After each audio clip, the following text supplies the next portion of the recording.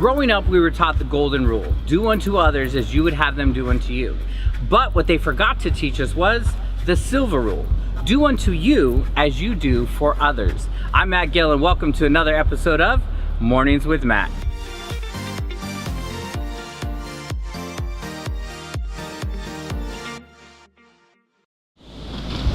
The golden rule: do unto others as you would have them do unto you.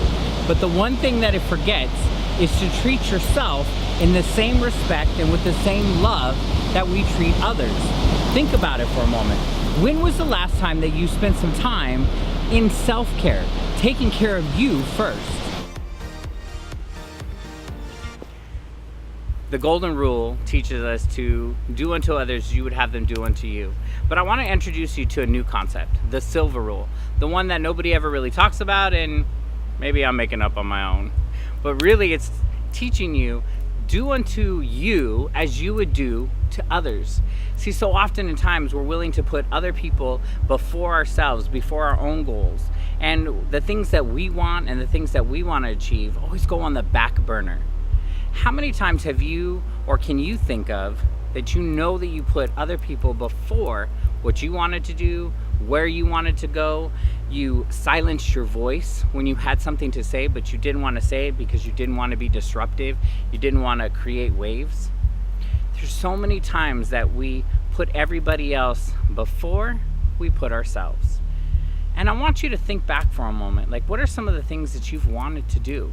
I recently just was reminded of how I show up and how easily it is for me to put my own needs on the back burner for the sake of somebody else. We were at our breakthrough retreat in Mexico, and they had a beautiful salad bar, and I had got my salad, sat down, and I saw somebody with some avocado, and it looked delicious. And I asked them, hey, where did you get your avocado? Because I didn't see it on the salad bar. And they said, oh, I went into the kitchen and I asked the kitchen for some slices of avocado. So I thought to myself, man, I wish I had some. They said, you should go down and get some. And I remember distinctly saying, no, I don't want to interrupt the kitchen. So I started eating my salad. Moments later, like really no more than maybe 2 minutes later, somebody else on our table had said, man, I wish I had avocado. I instantly jumped up, went downstairs, asked the kitchen, can I get some avocado slices? Brought it back up to her, put it down so that she could have some avocado. It wasn't until somebody else at the table had reminded me, didn't you want avocado? And I went right back into saying, but I didn't want to interrupt the kitchen. And they said, well, didn't you just interrupt the kitchen for? And I realized, once again, I was willing to interrupt or disrupt or create a wave on behalf of somebody else, but I wasn't willing to do it for myself.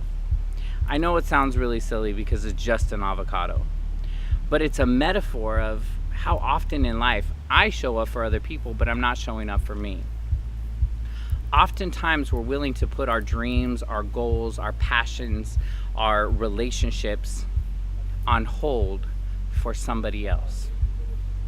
I want you to think back for a moment. What are some of the things that you haven't done or that you've sacrificed for other people?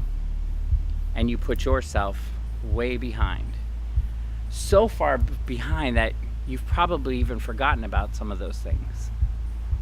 This week, as you go through whatever you're doing, I want you to make time for you. Put me time on your calendar. What does self-care look like for you? Lisa Nichols often says that self-care is not selfish.